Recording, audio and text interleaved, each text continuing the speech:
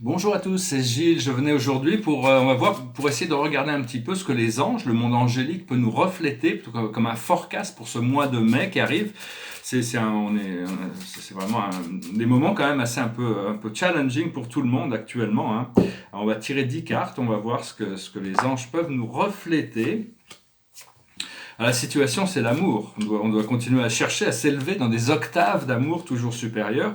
Bon, l'amour, on ne parle pas d'un sentiment ou de l'amour romantique ici, on parle de l'appréciation, de la bonté, du bien-être qui découle de cet amour. Ici, c'est l'archange Hiératel. Et donc il est là il tient cette lumière au-dessus, hein, il se connecte avec cette lumière supérieure, et donc c'est vraiment arriver à continuer à réaliser que la nature première de la vie, c'est l'amour, et notre nature première est l'amour. Ce qui vient autour de cette situation, c'est l'action. Ça, bon, l'action, il faut voir quelle est l'action juste, hein, toujours, comme disait le Bouddha, il y a l'action juste, c'est arriver à trouver que, des fois, l'action juste, c'est la non-action, c'est la réceptivité. Ce que l'on voit devant nous, c'est l'abondance.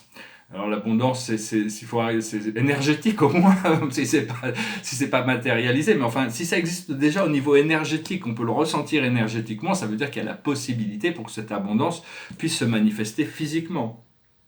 Ce qu'on a dans notre subconscient, notre passé, on a l'accomplissement, c'est-à-dire qu'on a quand même on a fait des choses, on a accompli des choses pour nous-mêmes dans notre procédé interne, et bon, ces choses, même si elles ne sont pas visibles pour les autres, au moins notre âme et notre esprit a enregistré ces accomplissements.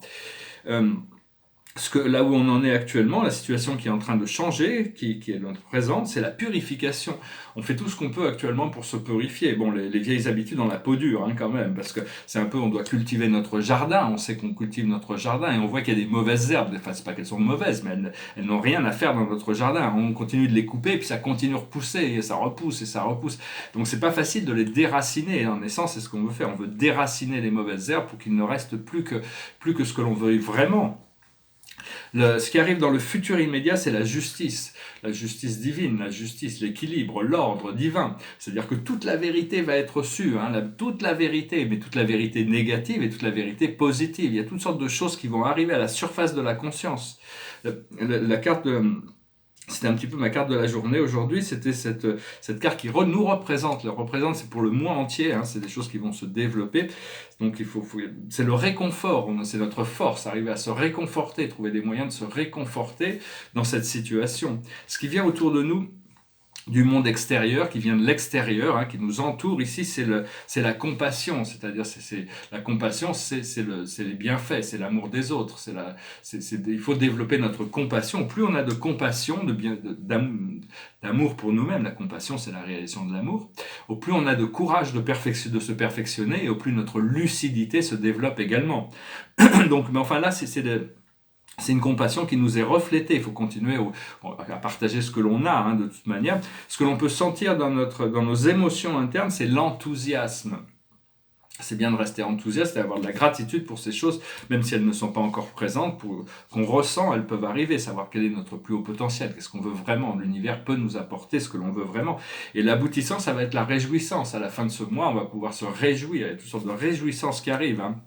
Donc voilà, hein, c'est que des bonnes choses. Personnellement, je me sens un peu lourd ce matin. J'avais pas vraiment la grande forme. J'avais failli peut-être chanter une chanson qui était un peu triste, et donc j'ai dit on va pas communiquer sur mes états d'âme, parce que bon, on est en train de prendre des consciences sur les choix de société aussi, hein, on veut être une société, personnellement je préfère une société de libératérien, c'est-à-dire chacun est libre de faire ce qu'il veut, plutôt qu'une société autoritaire qui nous impose des lois, qui est tyrannique, hein, avec tous ces vaccins, ces biochips, espionner tout le monde, tous ces systèmes de surveillance, le fichage des populations, l'abandon du secret médical, toutes ces choses-là, on est un peu considéré comme du bétail, hein, pour tous ces gens. Mais tout ça ne va pas tenir, parce qu'il y a toutes ces nouvelles énergies qui arrivent à la surface, qui vont éliminer tout ça et qui vont faire remonter toutes ces corruptions, toutes ces choses qui n'ont plus aucun sens d'exister dans notre réalité. Et on va pouvoir s'en dégager facilement, parce que toute cette vérité va être reçue, hein.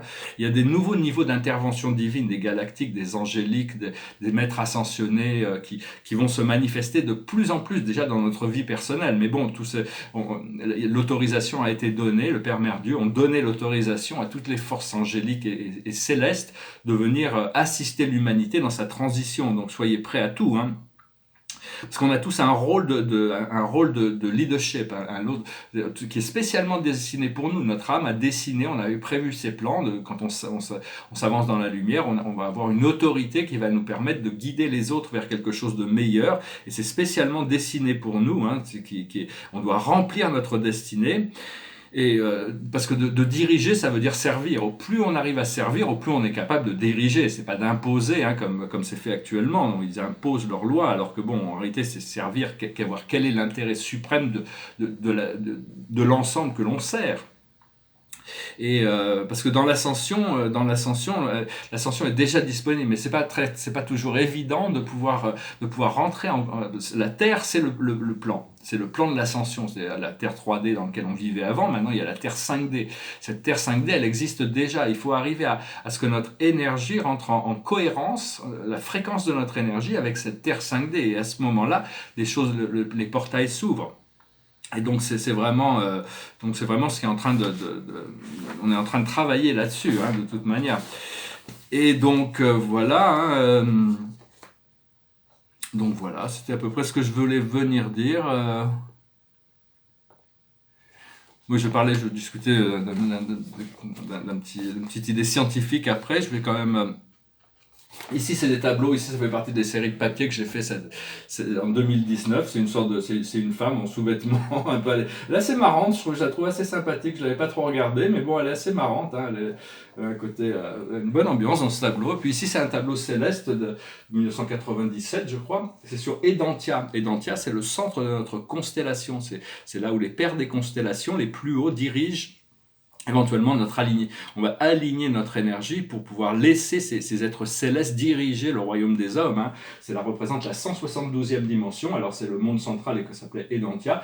Et il y a toutes sortes de planètes qui tournent autour. Et ici c'est représenté les 100 constellations. Ici nous on est là. C'est la constellation 70 de notre univers local avec notre petite planète ici. Urantia. Bon, il est joli, il a un côté flocon de neige. J'aime bien ces tableaux célestes, ils sont assez intéressants.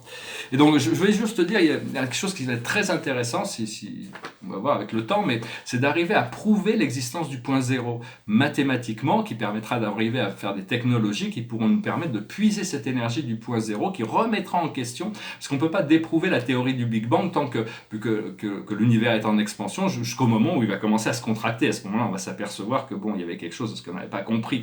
Mais j'ai jamais accepté cette théorie du Big Bang et je sais que Einstein non plus. La première fois qu'on lui a proposé, il a jeté le papier par terre et il l'a piétiné et puis il est parti. Il savait très bien que c'était complète illusion, mais c'était impossible à son époque de prouver ça. Mais arriver à prouver l'existence du point zéro, c'est-à-dire que l'existence de la dimension zéro, avec les 12 dimensions ça permettra parce que l'on vit dans un univers de matière sombre, c'est une théorie, parce que les théories, elles ont besoin d'être prouvées et démontrées après ça, mais c'est une théorie qui n'est pas forcément que la mienne, parce que toutes les galactiques fonctionnent grâce à cette énergie du point zéro. Ils ont tous découvert l'existence de Dieu, l'existence de l'âme, l'existence de l'éternité. Grâce à ce point zéro qui connecte toutes les dimensions ensemble, de la matière sombre sort la matière et l'antimatière, la matière physique et la matière émotionnelle. Et donc, la matière, c'est ce qui sont des énergies complémentaires. Et qui se manifestent dans la troisième dimension, dans la forme qu'on connaît, mais qui ont d'autres manifestations supérieures au-dessus. Mais d'arriver il y avait un livre d'ailleurs qui parlait de ça s'appelait un livre de science-fiction de Barjavel qui s'appelait La Nuit des Temps. Ils avaient découvert cette équation, il ne révèle pas l'équation, mais enfin l'existence d'une énergie abondante et gratuite. Et ce point zéro, c'est vraiment ce qu'on va découvrir. Peut-être il faudra attendre que les galactiques viennent nous la révéler, mais peut-être pas. Il y a peut-être des moyens de découvrir dès à présent. Et donc arriver à prouver cette existence du point zéro qui va permettre d'ouvrir la porte, le grand portail sur la connaissance de l'immortalité et d'une énergie abondante, saine et gratuite. Donc ça pourrait être la plus grande invention, découverte scientifique jamais faite. Enfin bon, il y en a toutes sortes d'autres, de toute manière. On verra comment ça se passe. Moi, je chantais cette chanson, j'allais chanter une chanson un peu déprimante aujourd'hui. Mais bon, je vais chanter une chanson plus gaie, j'ai décidé, parce que bon, c'est juste... C'est une vieille chanson des années 80, je crois, 70, qui parle d'une traversée du désert. Moi, je traîne dans le désert depuis plus de 28 jours, et déjà quelques mirages me disent de faire demi-tour. La fée des neiges me suit tapant sur son tambour. Les fantômes du syndicat des marchands de certitude se sont glissés jusqu'à ma dune, reprochant mon attitude. C'est pas très populaire le goût de la solitude. Quand t'es dans le désert, depuis trop longtemps, tu te demandes à qui ça sert, toutes les règles un peu truquées du jeu qu'on veut te faire jouer, les yeux bandés. Tous ces rapaces du pouvoir menés par un gros clown sinistre plongent vers moi sur la musique d'un piètre accordéoniste. Je crois pas qu'ils viennent me parler des joies de la vie d'artiste. De l'autre côté, voilà qu'un toujours aussi lunatique, son œil est rempli de sable et sa bouche pleine de verdicts. Il trône dans un cimetière de vieilles peines mécaniques. Quand t'es dans le désert, depuis trop longtemps, tu te demandes à qui ça sert, toutes les règles un peu truquées du jeu qu'on veut te faire jouer, les yeux bandés. Les gens disent que les poètes finissent tous trafiquants d'armes, on est 50 millions de poètes, c'est ça qui doit faire notre charme. Sur une lune de Saturne, mon perroquet sonne l'alarme. C'est drôle mais tout le monde s'en fout. Vendredi tombant de nulle part, y a Robinson solitaire qui m'a dit je trouve plus mon île, vous n'auriez pas vu la mer. Va falloir que je lui parle du thermonucléaire. Quand t'es dans le désert, depuis trop longtemps, tu te demandes à qui ça sert, toutes les règles un peu truquées du jeu qu'on veut te faire jouer, les yeux bandés. Hier, un homme est venu vers moi d'une démarche un peu traînante. Il m'a dit, t'as tenu combien de jours? J'ai répondu, bientôt 30. Je me souviens qu'il espérait tenir jusqu'à 40. Quand j'ai demandé son message, il m'a dit d'un air tranquille, les politiciens finiront tous un jour au fond d'un asile. J'ai compris que je pourrais bientôt regagner la ville. Quand t'es dans le désert, depuis trop longtemps, tu te demandes à qui ça sert, toutes les règles un peu truquées du jeu qu'on veut te faire jouer, les yeux bandés. Ah, c'était une chanson qui est très actuelle en réalité. On commence à prendre conscience de plein de choses. Hein. On parlait de l'accordéoniste, je pense que c'était Giscard d'Estaing, hein, et Cain, c'était Jean-Marie Le Pen à l'époque déjà. Enfin, tous ces scénarios politiques continuent d'exister.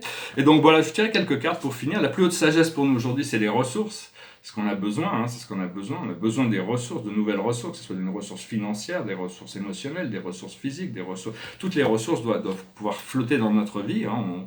On prie pour qu'elles arrivent, c'est ce qui va nous libérer, hein, parce que le monde entier est dans un étau actuellement.